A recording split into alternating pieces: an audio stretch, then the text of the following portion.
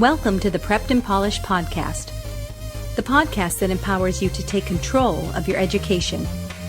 Featuring weekly interviews with influencers in the world of education, as well as tutoring tips, lessons, and updates. And now, here's your host, Alexis Avila. Hey guys, it's Alexis Avila of the Prepped and Polished podcast, and welcome back to another episode of the Prepped and Polished podcast. Make sure to join our community. You can find us on all the social media channels. Also, make sure to check us out on SoundCloud. I never pitched that one, so go to SoundCloud, type Prepped and Polished, you'll find us there. Have a question or reaction during or after the podcast, radio@preppedandpolished.com. I'll get the email and tell me what you thought of the podcast and if you have any questions. Today's episode 110, I'm talking with nationally known teen and parent coach Deborah Owen. Little background on Deborah. Deborah's a family and life coach and a speaker, and she's a #1 Amazon best-selling author. She's creator of several products. One is the Passionate Performance Blueprint, and Deborah's also a national board certified teacher. She helps frustrated and confused parents guide their kids and teens safely through the challenges of growing up by choosing to connect with calm compassion. She also coaches teens and adults at higher levels of performance in sports and academics. You can find her online. Her website is youcanraisegreatkids.com. Now, if you're a parent and you have a teen at home, you do not want to miss this podcast. I promise you it is going to be one of your favorites. On today's episode, Deborah gives parents and teens healthy ways to reduce your household stress. And she even paints a really vivid picture of what a healthy parent-teen relationship looks like. I don't have teens at home, and it helped me. So that's how good this picture is. Now, let's get right down to our guest. This is episode number 110 with teen and parent coach Deborah Owen. Deborah, thanks for coming on the Prepped and Polished podcast. How are you today? Hey, Alexis, it's great to be here. Thank you so much. Great. So can we start off by you sharing a little bit about your background, focusing on some key moments, pivotal moments that led you to where you are today, really as this nationally known coach for parents and teens? Yes, of course. Well, first of all, I'm a mom of 3 young adults myself. They are now currently 25, 22, and 19, all having birthdays pretty soon. And so being a parent was a big part of wanting to help other families, because I love my kids to death.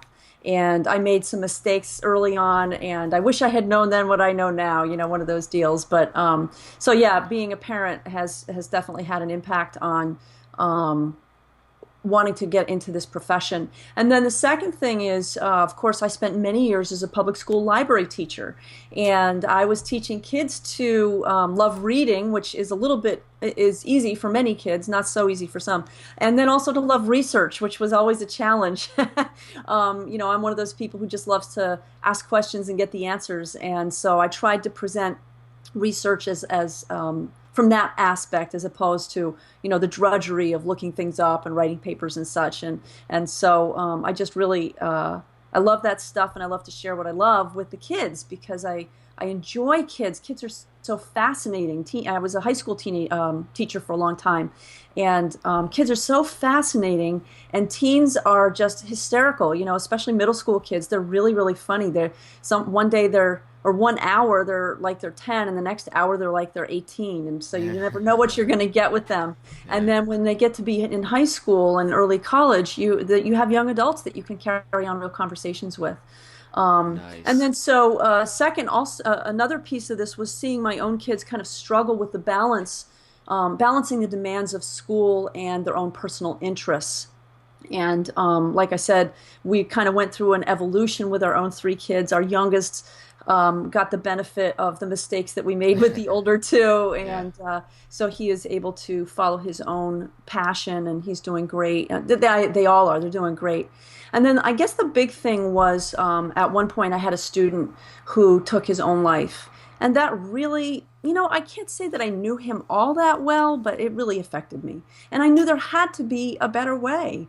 I wanted to help kids find meaning and purpose in their lives, and not just wander through their days. Yeah, absolutely. The passion is clearly there. Now, youcanraisegreatkids.com. Right. tell us what we're going to find there. Who is it targeted for? What will we Sure. find there? So it's really targeted to parents, and the information that I have there is really to help give parents the tools and strategies that will give them the confidence that they need to be great parents. And the idea behind it is that I've been coaching parents to create the environment that will lead to a lot less stress in their home. And it really does make a difference how you respond to somebody as opposed to reacting to them. And so a lot of that that's on there is giving parents the strategies they need to respond thoughtfully instead of react emotionally. So that's the kind of information that's on that site. And I'd love to talk in a few minutes about another product program that I'm coming up with, which is really geared a lot toward teens. So we'll get to that in a minute. Yeah, no, I know that you're busy, and if you want to talk about it now, or we'll bring it back a little later, that would be great. Now, I'm curious, from a parent's perspective, are teens still really difficult to deal with? Well, that's a really good question. I think it's really a case of feeling like, of adults feeling like they live in one world and kids feeling like they live in a different world. And it's a really different perspective. Parents feel like kids don't understand the demands of real life, and kids feel like parents can't possibly understand what they go through every day. And honestly, they're both right. So also, the other interesting thing is when teens wander around in a pack, it gives them a sense of invincibility, and adults can usually tell that. And many adults are kind of secretly a little bit afraid of a pack of kids. And to be honest, many of those packs are not always respectful to adults. No. Yeah. So, there's, like you can feel secure in your car to do and say things that you would never do and say to a live person, face to face. Yeah. When kids are in a group, or when anyone's in a group, it's that group mentality. They feel like they can get away with things that they wouldn't do individually. So what I feel like is we need kind of a détente, or a ceasefire, so to speak, where both kids and adults try to understand each other better, put themselves in the other person's shoes. Kids have a hard time doing that, and honestly, so do many adults. And I think that's kind of where a lot of the issues come up.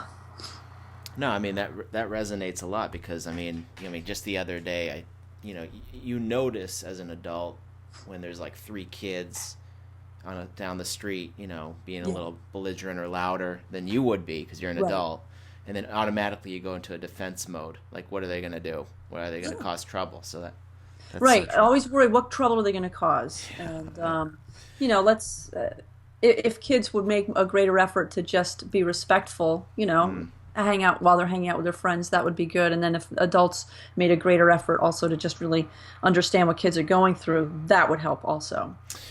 We already kind of touched on it, but what are some of the main issues today parents face when raising their teen that come to your mind? Well, some of the main issues, the first one that comes to mind immediately is safety. And that is the first and foremost what parents are always afraid of, whether it's driving their car, the kid driving their car, or they're hanging out in a dark place at night, even if they've got friends, or if they're going to a party where they may get into trouble, and even if they choose not to engage in alcohol or drugs or whatever, just by being there, they're putting themselves at risk. And the teenage brain is such that it does take risks. It's developmentally appropriate for them to feel, as I said earlier, somewhat invincible, and so they do take risks. And adults, because we have been there and done that and made our share of mistakes, and we want to protect our kids, and we love our kids, that's where the conflicts come. It's from parents who are trying to protect their kids the only way they know how, and kids who really are ready to have a little bit more freedom in many cases, and in some cases just not knowing where to draw the line in terms of taking those risks. And the other issue that I'll also point out is that just like kids, parents are afraid of being judged by their peers, and will often make choices in terms of their actions and their words that they'll regret, because they're just trying not to put themselves to look in a bad light if somebody else is watching, like if they're out of the store, or they're afraid their kids' friends' parents are going to hear, or whatever it might be. We're all afraid of being judged by other people who are watching, and so that will drive a lot of decisions that parents make. And then the other part of this too is parents are afraid of repeating their own parents' mistakes. And that's so because of that, they'll often go in a completely opposite direction, or they'll just end up unintentionally becoming little clones of their parents because that's all they know. Wow. So it tends to be either completely the opposite or exactly the same. And what I do is I coach parents to find a way that works best for their family and not for the family that they grew up in. That's amazing. Now, what does a healthy parent teen relationship look like? Can you paint that picture? Yeah, that's a great question, Alexis. So let's imagine a kid coming home from school, and instead of dropping their bags in the middle of the floor, they actually put their bags and their coat away where their parent has asked them 15 times to put it. And the parent then will say hello without intruding or asking a million questions. And then the kid will either get a snack and they'll relax alone for 30 minutes, or if they're a talkative kind of person or they're in a talkative mood, they'll go and talk to their parent about what happened in their day. And while the child is talking, the parent doesn't judge or offer advice. They simply offer empathy, and they listen with their full attention. Now, I know we can't do this all the time, but when a kid comes home from school or from their activity, that's when they really need your full attention, if they're ready to talk at that moment. And the best way to do that, as I said, is not judge or offer advice, but to be empathetic and say, wow, that must have been a really hard thing for you to do, or that must have been frustrating for you when your friend said that, or how did it feel when the teacher called you out like that? That must have been really disappointing for you. And just those are the empathetic kinds of statements that I encourage my clients to make to their children. And the result is astonishing about how the kids will start to open up when they're not afraid of being shut down. Wow. And I think, and I think in addition for that, what does it look like? The painting the picture. Whenever there's a choice to be made, the parent will ask the teenager for different options so that they can kind of brainstorm together, whether that be, what are we going to have for dinner tonight, which is a simple one, or where do you think you might want to apply to college, which is a big one, or what kind of after-school activities do you want to do, which is also a big one. So I think it's really important for the parent and the child to sit down and brainstorm possible options together, go through the pros and cons, and just really work together. And for the parent to recognize that the child needs to be able to be independent by the time they leave the house at 18 or so. Right. And they need to have that independence scaffolded over time. It's not something that, you can't lay down the law up until they graduate from high school and then all of a sudden expect them to know what to do when they get out, they leave your home, whether it's to an apartment or to college or whatever. You need to scaffold the process of independence, starting at about, even 8 or 10, depending on, what the situation is. Oh, wow. Yeah. So start early. Yeah, start early. Give your child choices wherever it's possible. Starting with their age 2, do you want the blue cup or the red cup? And moving further, depending on what the situation is and what's appropriate, giving them choices wherever you possibly can, because then they feel like they have some control over their own life. That's where a lot of conflicts between teens and parents come in, is when the teens feel like they don't have control. And so wherever you can give them a sense of control is only going to enhance your relationship. That's amazing advice. Now, cyberbullying. Bullying in general is a huge problem in our country. Mm-hmm. There's a little stat that I just pulled up. Nearly 43% of kids have been bullied online. 1 in 4 has had it happen more than once. I was just wondering, I'm sure that you deal with it because you coach teens and parents. So how do you coach teens and parents of teens who are bullied? Yeah, I mean, those statistics are just shocking. I mean, they're really amazing. I would prefer to cut the problem off at the pass and teach kids not to bully. And it's all about respect, and a lot of the problems that bullies are dealing with come from their own self-esteem issues and their own self-confidence issues.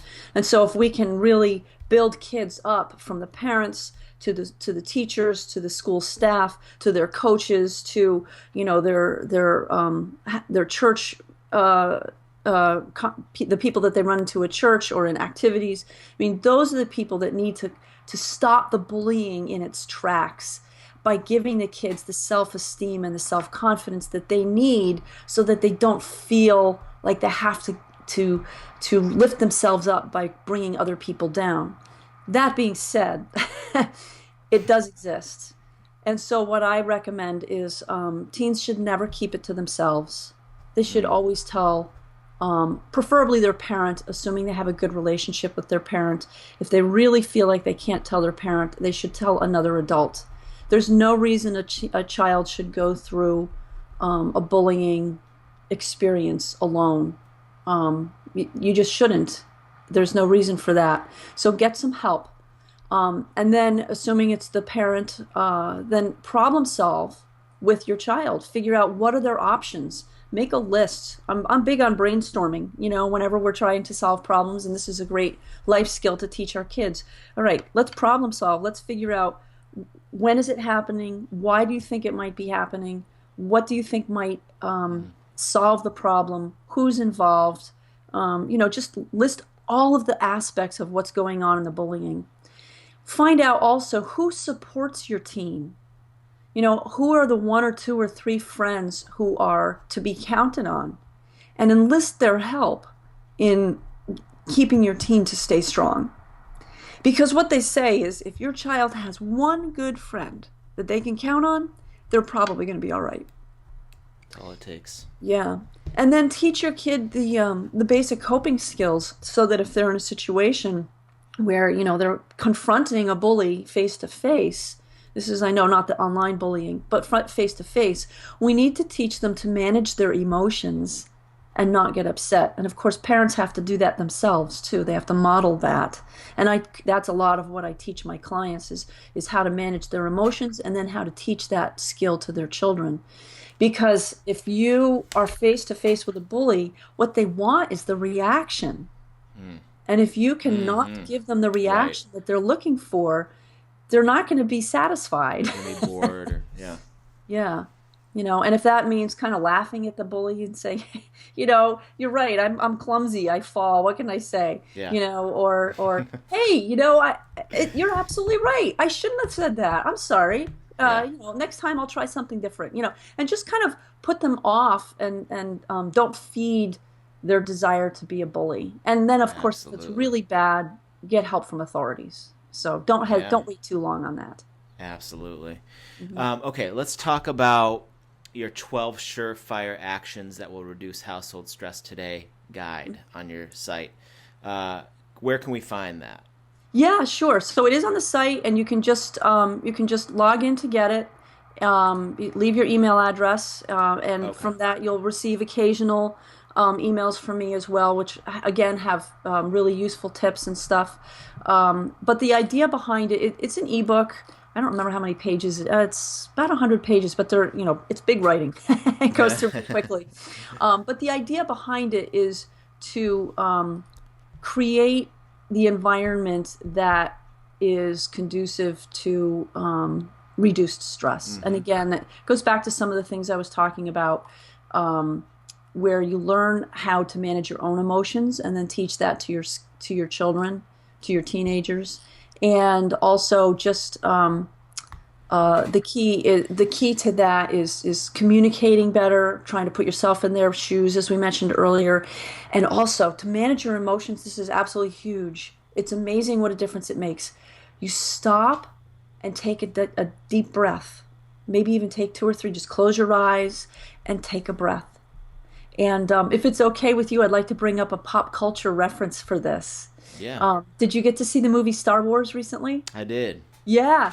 Do you remember the scene It's later in the movie where Kylo Ren and Rey are having a battle in the woods with their Yes. lightsabers. And of course, Kylo Ren is, he has been shown throughout the movie he has these anger management issues, right? And he seems to be winning, and she is afraid, and so she's kind of backing up and backing up and backing up. And he lunges at her and says, "I can teach you how to control the Force." And all of a sudden, she remembers, "Oh yes, the Force." And so she closes her eyes, she takes a deep breath, she renews herself, and then she's ready to approach him. Now, in the case, of course, then they went in the movie. They went into battle, but and I don't recommend that for parents. But the point, the point is, she stopped, she closed her eyes, she took a deep breath, and then she was ready to approach him and handle the situation the way that it needed to be handled at that time. So taking a deep Fantastic. breath is absolutely critical. It has to do with your parasympathetic nervous system versus your sympathetic nervous system. And it changes the chemicals in your body. It changes the chemicals in your brain.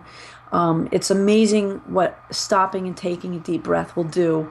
And it helps you respond, as I said earlier, instead of react. That's so huge. Yeah. What other projects are you currently working on? I know. Yeah, so this is the one that I was excited to tell you about. It's a new program that I'm just getting started on. I'm calling it Mind Power Matters. And it's specifically for coaching teens and young adults or adults too who want to create better performance. And this performance can be athletics. It can be on-stage performance. If you're a musician or an actor. It can be performance in academics. Let's say you're a steady C or C minus student, and you want to be a better student, and you just keep freezing up either on the exams or the tests, or you don't know how to really study properly. I absolutely have the program that will help kids in all of these aspects. Whether it's in athletics, they have this problem where they keep freezing up. They've worked hard on their skills, and then when it comes to game time or performance time, they can't quite do what they need to do. I have the skills to help that. As we said, being on stage, if you have trouble, all of a sudden you freeze on stage, either as a musician or as an actor. And then in academics, I see the potential for this absolutely being huge in academics as well. Kids who want to do well and just don't know how. If it's not, I'm not a chemistry tutor. I'm not I was an English major, and I write very well, so I can help kids with that. But it's not learning how to do math. It's not learning how to do chemistry or biology or whatever. It's learning how to study, learning how to be confident, and how to have the skills to say, yes, I can do this. I know how to do this. I'm good at this. And I have a whole program that teaches kids how to do this. Awesome. And then just like the program, is it something that you just jump on a call once a week or once a month? Yeah, we start. Yeah, it's once a week for about a month. Usually things can be solved in that period of time. Sometimes it might take a little bit longer, but Nice. for the most part, it's coaching on mindset is really what the issue is. Okay. And you can find that on your website. You can. No, this is a brand new program actually. So if people, I actually need to put something up on my site. It's will be up there soon. I may even be having its own site called mindpowermatters.com. It's not up yet. Oh, okay. But it will be. And if people want to get a hold of me to talk about it, they can write to me on my website, which is, of course, youcanraisegreatkids.com, as we talked about earlier. Perfect. What do you love best about what you do? I love working with kids. Like I said earlier, kids are great. I'm a volunteer advisor for the youth group at our church. We have a terrific youth minister, and we've got 3 or 4 other adults who just show up every week and are just there for the kids. And I love doing that. I love that even more than being the teacher because, of course, there's no pressure for grades or, paying attention. And I love the connection that I have with kids. And as I started to indicate earlier, I want to give kids a sense of meaning and purpose in their lives so that they don't feel like they're just barely hanging on by their fingernails, just showing up at school because that's where they're supposed to be, and they don't really understand why they're there other than to see their friends and hang out with their friends. So that's what I love best is helping kids and families communicate better, relieve the stress in their lives, and help kids grow up and to be great adults. That's amazing. How can we best get in touch with you? So my website is youcanraisegreatkids.com, and there's a contact page there. You can either reach me there, or you can just send me an email directly at dcowen, that's DCOWEN, at youcanraisegreatkids.com. Either way is great. Awesome. And I actually, if people want to text me and get directly to my phone, they can do that. I'll give my cell phone number. Start with a text I would prefer, if possible, and that would be 978-835-4354. And if I'm free when you text me, I'll talk to you right then and there. Fantastic. Yeah. Okay, so teenagers, the transition from teenage years to young adulthood is an exciting time. It can be a little frightening at times. If we have teens listening to us today, any kind of words of wisdom for them? Yeah, absolutely. First, be patient with yourself, because you're not going to get it all right the first time. In fact, you shouldn't get it all right the first time. Be willing to make mistakes and learn from them, and don't just say, oh, that's just the way I am. There's this whole fixed mindset versus growth mindset. Have a growth mindset, which is, I am willing to learn from my mistakes, and I'm excited to see what I'm going to learn next. So that's really, that's key. That's key. And then the second aspect of this is also, as we've talked about a little bit earlier, is learn to manage your own emotions. And I have strategies for that. It starts with the breath, as we talked about. If you just start with that, that will help a lot. But managing your emotions is going to prevent you from making many of those mistakes in the first place. And it will open doors for you when people see that you have some self-control and that you are interested in other people and not just yourself. And so those are a couple of my tips for crossing that bridge from being a young person to an adult. Well, this is huge. I have so many notes. I don't know what to do with. Debbie, thanks so much for coming on the Prepped and Polished podcast. I hope we can have you on in the future. And yeah. This was great. Your time. Thank you so much, Alexis. I really am happy to be here. And, if any of your listeners would like to speak to me, I would love to have a chance to converse with them. Awesome. Thanks so much. Okay, thanks. And this wraps up our show today. It's episode 110 with teen and parent coach Deborah Owen. Make sure to check out Deborah's website, www.youcanraisegreatkids.com, and join her community. And also, while you're on her site, make sure to sign up for her new program just rolled out. It's called Mind Power Matters, which helps teens create better performance, whether it's academic, sports, social, etc. I hope you enjoyed this episode 110. Make sure to rewind and check out one of our past episodes, number 80, with teen expert Tammy Walsh, which was helping teen girls overcome the pressure cooker. Episode 111 is coming soon. It's our next tutoring tips episode, how to get a 5 on the AP Physics exam. Thanks for joining us on the Prepped and Polished podcast. Now go out there and take control of your education. You've been listening to the Prepped and Polished podcast. For more information, check out preppedandpolished.com. Also, you can follow us on Facebook and Twitter. Thanks for listening. Class dismissed.